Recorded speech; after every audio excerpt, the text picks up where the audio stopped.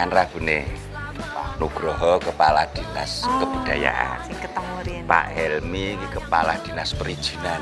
Gitu Pak? Oh dulu, sekarang? Oh, weh ya syukur ya ya. Pak, I'm so sorry. I want to introduce myself. My name's Suswilo. Oh, maaf Pak, mungkin pakai bahasa Indonesia aja ya. Wah, mau teror aku mau. Nyun pangapunten. Ropopo, ya ropopo.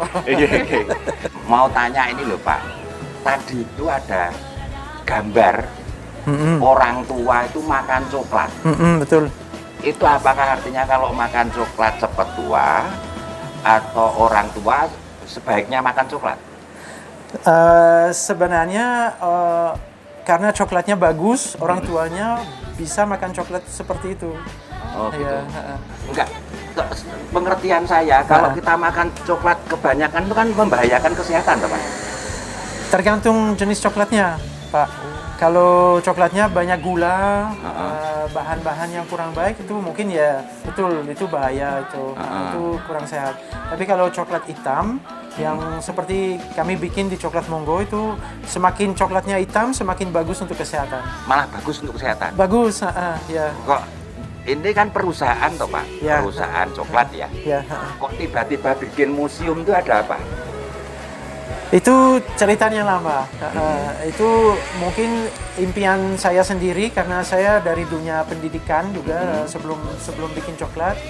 Jadi saya pengen selalu ada sesuatu edukatif di dalam yang saya lakukan. Terus kemudian kami kan di kota gede, tempatnya kecil dan tidak ada banyak kesempatan untuk konsumen untuk bikin sesuatu. Terus aku lihat wah ini konsumen itu kasihan gitu, harapannya tinggi, tapi kan nggak kita bisa memenuhi harapannya. Jadi akhirnya kita cari tempat yang lebih luas dan di situ sudah pasti akan bikin museum tentang coklat. Karena mungkin secara umum masyarakat kurang paham tentang coklat. Jadi ya beli di supermarket udah gitu makan makanan manis itu. Tapi sebenarnya coklat itu luar biasa loh jenis makanannya. Itu sudah dikonsumsi 3.000 tahun sebelum Masehi ya. Itu sudah dari suku-suku di Amerika Selatan. Itu mereka sudah tahu bagusnya dari coklat itu saat itu sampai ketemu di Eropa mereka bisa kembangkan buah kakao jadikan makanan coklat gitu. Dan prosesnya panjang Pak. Kalau kita bikin coklat bukan kita panen terus kita masak udah selesai. Enggak, itu banyak sekali tahap yang kita harus melewati. Pak Helmi, saya mau tanya, ini Pak Ceri secara pribadi punya niat dan akhirnya terbukti bisa membuat museum. Lah, nyun sewu, saya anggap jenengan mewakili kabupaten. Lah, apa yang dilakukan kabupaten untuk ngayomi, melindungi museum-museum yang lumayan banyak loh di Bantul ini? Yang dilakukan apa Pak? Jadi gini, kalau di DIY itu ada yang namanya Barahmus, Badan Musyawarah Museum. Di Kabupaten Bantul itu ada yang namanya Forum Komunikasi Museum Bantul, FKMB.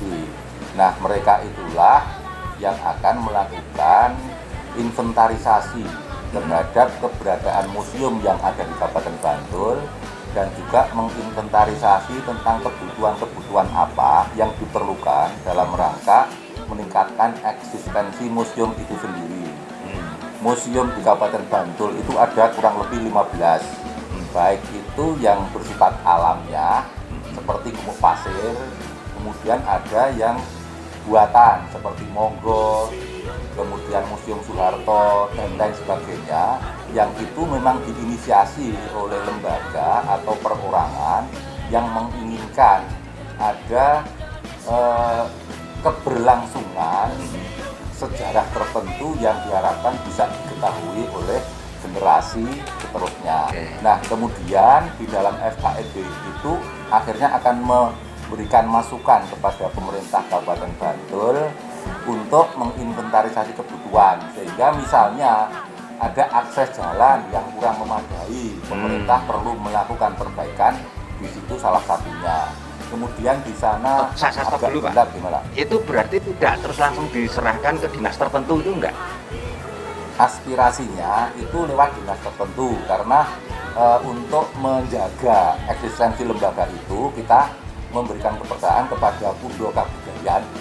Dulu namanya dinas kebudayaan untuk mengampu dan memfasilitasi kebutuhan-kebutuhan, butuh diskusi, butuh dokumentasi dan lain sebagainya, itu berada di dinas kebudayaan. Kalau yang dari dinas kebudayaan, langkah-langkah praktisnya terhadap permusiuman ini apa, Pak? Terima kasih. Jadi pertama kami saya berterima kasih pada Pak Jen, yang mana juga beliau dengan segala kemampuannya, segala sumber daya yang ada bisa menunjukkan satu museum Monggo namanya di sini. Dan kami sebelum tadi melihat dari Mas Jenderal Husin, ini Monggo ini juga ternyata ini mencirikan budaya Jogja. Di sini sebutannya saja Monggo. Monggo itu dari bahasa Jawa Monggo. Monggo. Ya betul. Monggo merupakan salah satu bentuk nilai dari Yogyakarta. Ya. Anak milenial bilang bahwa coklat Monggo itu Jogja banget. Jogja banget, ya. Dan terkait dengan beberapa museum yang ada di Kabupaten Bantul ini kan sekarang ada 15 museum yang ada di Kabupaten Bantul. Dan alhamdulillah kita dengan dukungan dari pemerintah Kabupaten Bantul lewat Pundo Kabudayaan ini juga kita mencoba untuk memfasilitasi beberapa museum itu, paling tidak untuk bagaimana bisa memajukan museum itu, karena memang dengan banyaknya museum yang ada di Kabupaten Bantul itu kemampuannya tidak sama, khususnya dari segi manajemennya. Sehingga dalam hal ini pertemuan rutin 1 bulan itu kita juga selalu fasilitasi. Untuk apa? Untuk sarana tukar menukar informasi dan juga pemecahan masalah. Kemudian juga kita juga menginisiasi untuk memfasilitasi pengembangan museum. Ada beberapa museum yang nanti harus dikembangkan, bagaimana cara pengembangannya. Nah itu kita carikan ahlinya untuk mengembangkan beberapa museum. Pendampingan kayak gitu ya. Dan juga masih banyak lagi yang kita lakukan adalah yang tidak kalah pentingnya juga adalah tentang publikasi museum-museum, keberadaan museum yang ada di Kabupaten Bantul. Tadi juga kita bersama-sama juga berkunjung di Museum Tenosidin, kemudian siang ini kita berkunjung di Museum Monggo. Itu salah satunya adalah untuk memperkenalkan museum-museum yang ada di Kabupaten Bantul. Karena memang di dalam hal ini adalah museum dimanapun itu kan juga salah satu tujuannya adalah edukasi, termasuk Museum Monggo.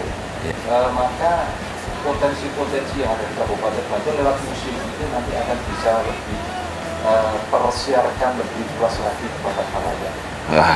Kalau Pak Helmi saya minta pendapat pribadi aja, nggak ada bener salah, mesti bener kalau ini. Tadi kan saya mengunjungi Museum Monggo ini, tapi sebelumnya mengunjungi Museum Tenosidin. Nah, di situ itu benda-bendanya cenderung bukan yang lama banget, tapi yang ada, yang pernah dilakukan lah. Nah, sekarang saya minta pendapat Pak Helmi. Bagaimana pendapat Bapak dengan museum yang seperti itu, yang bukan benda-benda ratusan tahun gitu? Ya, sekalipun tidak benda ratusan tahun, museum itu penting dikembangkan karena untuk pembelajaran generasi muda atau anak-anak di era sekarang ini. Kalau terkait dengan Museum Tenosidin, kita tahu bahwa beliau itu salah satu pakar lukis ya. Dulu ketika masih aktif di TVRI, kemudian anak-anak mengirimkan gambar, selalu beliau apresiasi, bagus ya. Sehingga kita bisa mengambil manfaat dari keberadaan beliau sebagai contoh yang tidak pernah merendahkan orang lain, selalu mengapresiasi prestasi siapapun. Itu saya kira nilai yang perlu dikembangkan untuk saat ini kepada siapapun, termasuk mereka yang belum pernah mengunjungi Museum Tenosidin. Tetapi kalau memang beliau atau generasi sekarang ini akan memahami bisa lebih jauh tentang kepribadian beliau, tentu akan lebih afdol kalau mengunjungi Museum Tenosidin dan itu menjadi salah satu museum yang ada di Kabupaten Bantul yang harus kita jaga keberadaannya. Oke, terus terang ya Pak, ini saya tidak menyombongkan diri. Saya dan keluarga ini punya rencana piknik mengunjungi semua museum di Bantul. Menurut Bapak gimana? Oke. Pendek aja. Sangat setuju. Sangat setuju ya. Karena bahkan itu pernah menjadi inisiasi bagi kami dan juga Pundo Kabudayaan. Anak-anak TK itu kita fasilitasi bis, kemudian hari-hari tertentu diajak dari museum satu ke museum yang lain. Terima kasih ya Pak Helmi, Pak Nugroho, Terima kasih banyak Pak Jerry. Ya, sama-sama. Mohon maaf Ya, tadi saya ngobrol-ngobrol nggak ada orangnya, ganggu sini. Mari silakan. Mari saya minum ya Pak ya. Iya. Monggo Pak. Oke.